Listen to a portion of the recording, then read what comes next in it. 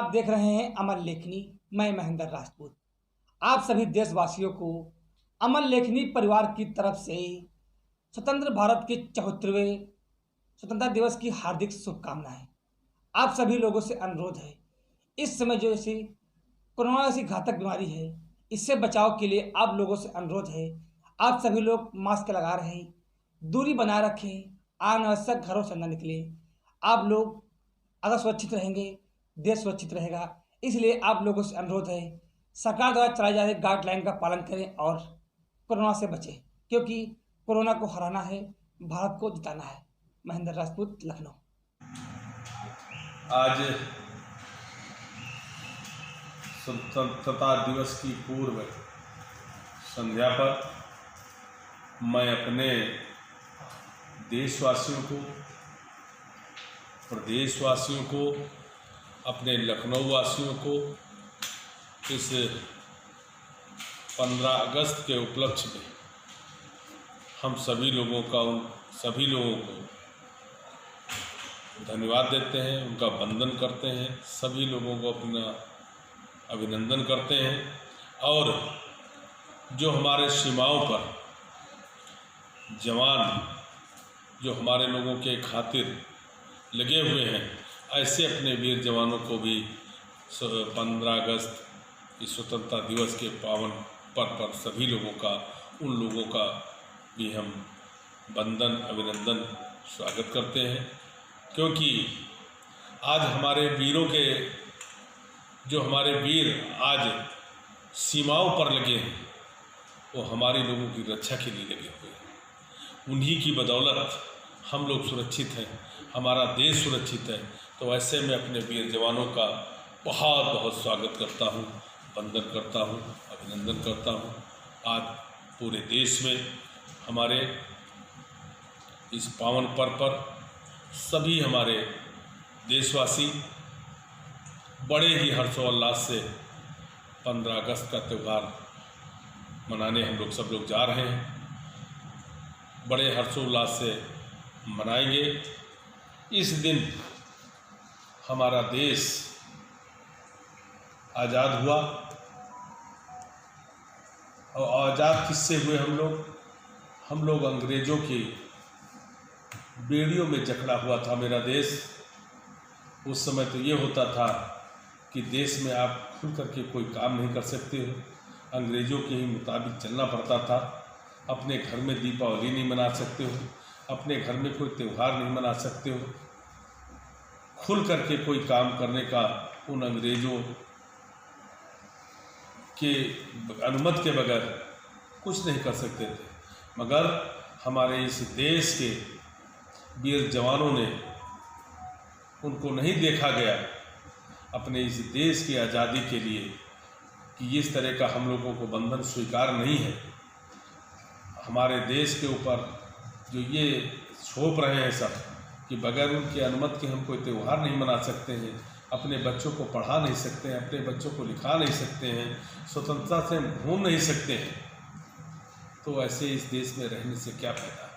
हमारे वीर जवानों ने इसका प्रण किया, चाहे अशफाक उल्लाह हो, चाहे पंडित बिस्मिल हो, चाहे ठाकुर रोशन सिंह हो, चाहे सुभाष चंद्र बोस हो, चाहे चंद्रशेखर आज़ाद। इन लोगों ने एक शपथ ग्रहण किया कि इस तरह का देश में ये चलने वाला नहीं है, हम लोग अपने देश को आज़ाद करके रखेंगे। जिस सरजमी पर हम बैठे हैं, काकोरी की सरजमी कहलाती है। काकोरी की सरजमी को विश्व भर में जाना जाता है। सबसे पहले इसी काकोरी की सरजमी पर अपने देश आज़ाद करने के लिए इन लोगों ने ट्रेन रोकी थी। ट्रेन रोक करके अपने जवानों के लिए कुछ पैसा उसमें था अंग्रेज़ों का, उसका भी छीना था। तो हमारे तमाम वीर अनेकों ने, तमाम हमारे वीरों ने अपने इस आज़ादी के लिए अपनी जान की बाजी दे दी है, अपनी जान की कुर्बानी दे दी है। हजारों हमारी माताओं बहनों का सिंदूर पूछा है। किसी को बेटा, किसी का बेटा गया, किसी का भाई गया, किसी का पति गया। तमाम इस स्वतंत्रता दिवस के उपलक्ष्य में तमाम जब देश आज़ाद हुआ तो इन लोगों ने अपने प्राण की आहुति दी है। इनके बदौलत ही आज हम लोग खुले में घूम रहे हैं, अपने बच्चों को पढ़ा सकते हैं, अपने बच्चों को लिखा सकते हैं, उन्हीं की बदौलत पूरा स्वतंत्र रूप से अपने त्यौहार मना सकते हैं। मैं ऐसे वीर जवानों का भी उनके चरणों में नमन करता हूँ, उनका भी वंदन करता हूँ। मित्रों, मुझे एक कहानी याद आती है अशफाक उल्लाह जी की। जैसे आज फिरका परस्ती चल रही है देश में, उस समय भी कुछ थोड़ा बहुत था। मानिए अशफाक उल्लाह जी हमारे इस देश के दीवानों के साथ में जिस तरह अपने देश को आज़ादी दिलाने के साथ साथ पूरा जितना भी हो सकता था चाहे अपने वीर जवानों के साथ रहे, मगर उस समय भी कुछ ऐसे लोग थे उनको भड़काते थे कि ये जो देश के दीवाने घूम रहे हैं इनका साथ छोड़ दीजिए, ये आदमी ठीक नहीं है, ये हिंदू फाकिर है, ये है वो है, सब पढ़ाया। मगर अशफाक उल्लाह जी किसी के पढ़ा में ना करके अपने इन वीर जवानों का साथ नहीं छोड़ा, बराबर बढ़ चढ़ करके साथ देते रहे। आखिरी में जब लोगों ने ये देखा कि अशफाक उल्लाह इस देश के जो दीवाने देश को आज़ाद करने के लिए घूम रहे हैं, इनका साथ नहीं छोड़ना चाहते हैं, तो उनकी माँ को भड़काना शुरू कर दिया। उनकी माँ से कहा कि अशफाक उल्लाह की शादी कर दो, अशफाक उल्लाह की शादी कर दो, हो सकता है इसकी शादी हो जाए तो ये इनका साथ छोड़ दे। मगर अशफाक उल्लाह जी ने शादी से भी मना कर दिया। मित्रों, जब 1927 में इनको फांसी होती है, फांसी की सज़ा हो जाती है, तब इनसे आखिरी ख्वाहिश पूछी जाती है। अंग्रेज आखिरी ख्वाहिश पूछते हैं, बताइए अशफाक तुम्हारी कोई आखिरी ख्वाहिश है? तो अशफाक जी के शब्द थे, हाँ मेरी आखिरी ख्वाहिश है, मुझे एक अच्छी सी शेरवानी ला दी जाए, अच्छा सा एक सेहरा ला दिया जाए और इत्र की शीशी ला दी जाए। अशफाक उल्लाह जी अच्छी सी शेरवानी पहनते हैं और सेहरा बांधते हैं, इत्र पूरे बदन में छिड़कते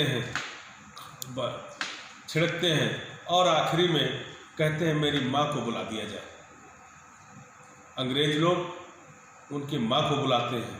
उनकी माँ जब सामने अशफाक जी के आती हैं तो कहती, हे अशफाक, तुझे मैं क्या देख रही हूँ, तू तो आज दूल्हे की लिबास में खड़ा है, तो ऐसा है कि लग रहा कि तेरी बारात जाने वाली है और तुझे तो चंद मिनटों में फांसी होने जा रही, मैं तो देख रही हूँ तुझे आज ये क्या हो गया।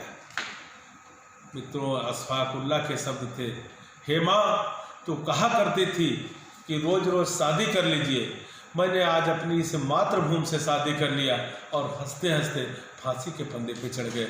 ऐसे हमारे अशफाक उल्लाह जी थे। हमारे देश के वीरों ने जिस तरह की, चाहे बिस्मिल जी हो, बिस्मिल जी की भी मुझे एक कहानी याद आती है कि उनसे भी पूछा जाता है, बताइए बिस्मिल तुम्हारी आखिरी ख्वाहिश कुछ है? तो बिस्मिल जी कहते मेरी माँ को बुला दिया जाए। बिस्मिल जी अपनी माँ को देखते हैं तो उनके आंखों से आंसू आ जाते हैं और रोने लगते हैं। उस समय की वीरांगनाएं माताएं ऐसी थीं, अपने बेटे से कहती, हे अशफाक, हे बिस्मिल, मैं आज क्या देख रही हूँ, जिस जंगल में तू दहाड़ता था वो जंगल खाली हो जाता था, आज तुझे फांसी की डर से आज मैं ये देख रही हूँ कि तुझे फांसी होने वाली थी, तेरी आंखों से आंसू देख रहा हूँ। इस तरह की हमारी वीरांगनाएं थी, माताएं थी। बिस्मिल की माता जी ने कहा, बिस्मिल, तो बिस्मिल जी बोलते हैं कि हे माँ, मुझे इस फांसी से भी और से ज़्यादा कोई सज़ा मिले, मुझे कोई गम नहीं है, मगर केवल आंसू माता इसलिए आ गए हैं कि अगले जन्म में तेरी जैसे माँ मुझे पता नहीं मिलेगी कि नहीं मिलेगी, और पकड़ करके अपनी माँ के गले लग जाते हैं और रोने लगते हैं। केवल इसलिए मैं माँ आंसू आ रहे हैं कि अगले जन्म में भी तेरी जैसे माँ मुझे मिले। ऐसे हमारे वीर जवान थे। हमारे तमाम माताओं बहनों ने भी इसके लिए अपने प्राण की आहुति दी है। यहाँ तक जिसको हम लोग घृणा से देखते हैं, एक वैश्या जी की मुझे कहानी याद आती है कि एक वैश्या थी।